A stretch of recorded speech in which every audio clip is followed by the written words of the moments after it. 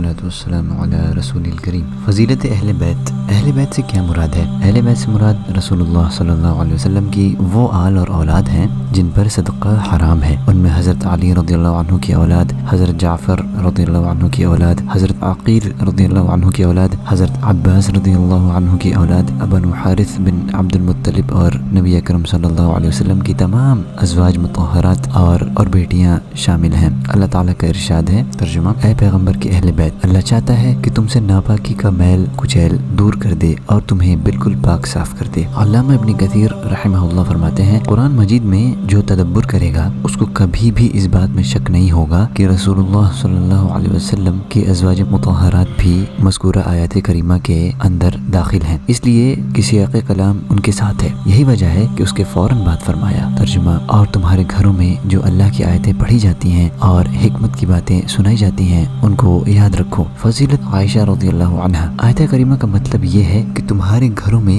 کتاب اور سنت میں سے جو کچھ بھی اللہ تعالیٰ اپنے رسول پر نازل فرماتا ہے اس پر عمل کرو۔ حضرت قتادہ رضی اللہ عنہ اور دوسرے حضرات نے یہ مفہوم بیان کیا ہے کہ اس نعمت کو یاد کرو جو لوگوں کو چھوڑ کر تمہارے لیے خاص کی گئی ہے، یعنی وحی تمہارے گھروں میں نازل ہوتی ہے۔ حضرت عائشہ رضی اللہ عنہا تو اس نعمت سے مالا مال تھی اور اس عمومی رحمت میں آپ رضی اللہ عنہا کو خاص مقام عطا ہوا تھا، اس لیے کہ حضرت عائشہ رضی اللہ عنہا کو چھوڑ کر کسی دوسرے کے بستر پر وحی نازل نہیں ہوئی ہے، جیسا کہ رسول اللہ صلی اللہ علیہ وسلم نے خود فرمایا تھا۔ بعض علماء کا کہنا ہے کہ حضرت عائشہ رضی اللہ عنہا کی یہ خصوصیت اس لیے ہے کہ آپ صلی اللہ علیہ وسلم نے ان کے سوا کسی بھی کنواری سے شادی نہیں کی اور آپ صلی اللہ علیہ وسلم کے سوا ان کے بستر پر کوئی دوسرا مرد نہیں سویا، لہٰذا مناسب تھا کہ اس خصوصیت اور رتبہ عالیہ سے آپ نوازی جاتی، اور جب آپ صلی اللہ علیہ وسلم کی ازواج مطہرات اہل بیت میں داخل ہیں تو آپ صلی اللہ علیہ وسلم کے قریبی اس میں داخل ہیں اور وہ اس نام کے زیادہ مستحق ہیں۔ لہٰذا اہل سنت اور جماعت اہل بیت سے محبت کرتے ہیں اور عقیدت رکھتے ہیں اور ان کے سلسلے میں رسول اللہ صلی اللہ علیہ وسلم کی اس وصیت کو اپنے سامنے رکھتے ہیں جسے آپ صلی اللہ علیہ وسلم نے غدیر خم کے موقع پہ فرمایا تھا، اپنے اہل بیت کے سلسلے میں میں تمہیں اللہ کو یاد دلاتا ہوں۔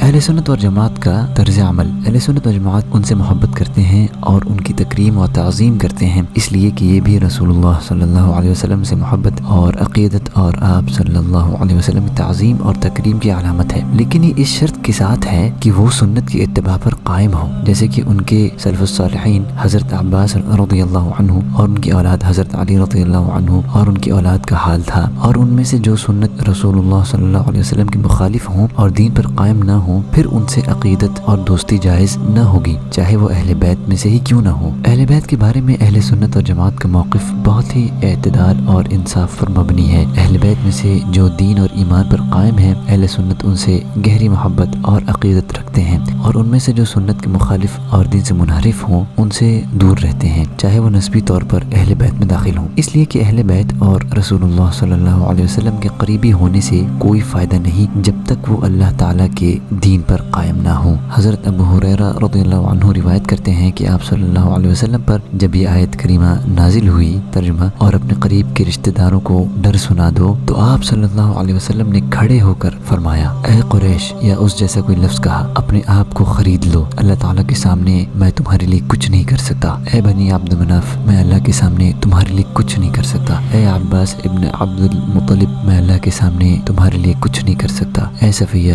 رسول اللہ صلی اللہ علیہ وسلم کی پھوپھی، میں اللہ کے سامنے آپ کے لیے کچھ نہیں کر سکتا۔ اے فاطمہ بنت محمد، میرے مال میں سے جو چاہو مانگ لو، لیکن اللہ کے سامنے میں تمہارے لیے کچھ نہیں کر سکتا۔ ایک اور حدیث کے الفاظ ہیں، جس کا عمل سست ہوا اس کا نسب اسے تیز نہیں لے جائے گا۔ اہل سنت و جماعت رافضی شیعوں کے غلط عقائد سے پاک ہیں، جو بعض اہل بیت کے سلسلے میں غلو سے کام لیتے ہوئے ان کی عصمت کا دعویٰ کرتے ہیں۔ اسی طرح نواسب کے گمراہ کن طریقے سے بھی پاک ہیں، جو اصحاب استقامت اہل بیت سے بغض اور دشمنی رکھتے ہیں، انہیں لعن طعن کرتے ہیں۔ الحمدللہ اہل سنت اور جماعت ان بدعتیوں اور خرافاتیوں کی گمراہی سے بھی پاک ہیں جو اہل بیت کو وسیلہ بناتے ہیں اور اللہ کے سوا ان کو ارباب حل و عقد مانتے ہیں۔ اس میں کوئی شک نہیں کہ اہل سنت و جماعت اس بارے میں اور دیگر معاملات میں بھی منہج اعتدال اعتدال اور صراط مستقیم پر قائم ہے، جن کے رویے میں کوئی افراط اور تفریط نہیں، اور نہ اہل بیت کے حق میں حق تلفی و غلو ہے۔ خود معتدل دین پر قائم اہل بیت اپنے لیے غلو پسند نہیں کرتے ہیں اور غلو کرنے والوں سے پناہ مانگتے ہیں۔ خود حضرت علی رضی اللہ عنہ نے اپنے متعلق غلو کرنے والوں کو آگ میں جلا دیا تھا، اور حضرت ابن عباس رضی اللہ عنہ نے ان کے قتل کو جائز قرار دیا ہے، لیکن وہ آگ کے بجائے تلوار سے قتل کے قائل ہیں۔ حضرت علی رضی اللہ عنہ نے غلو کرنے والوں کے سردار عبداللہ ابن سبا کو قتل کرنے کے لیے تلاش کروایا تھا، لیکن وہ بھاگ گیا اور کہیں چھپ گیا تھا۔ آج کا یہ اہم ویڈیو ضرور شیئر کریں، انشاءاللہ اگلے پارٹ میں آپ سے ملاقات ہوتی ہے۔ جزاکم اللہ خیرہ۔ السلام علیکم ورحمۃ اللہ وبرکاتہ۔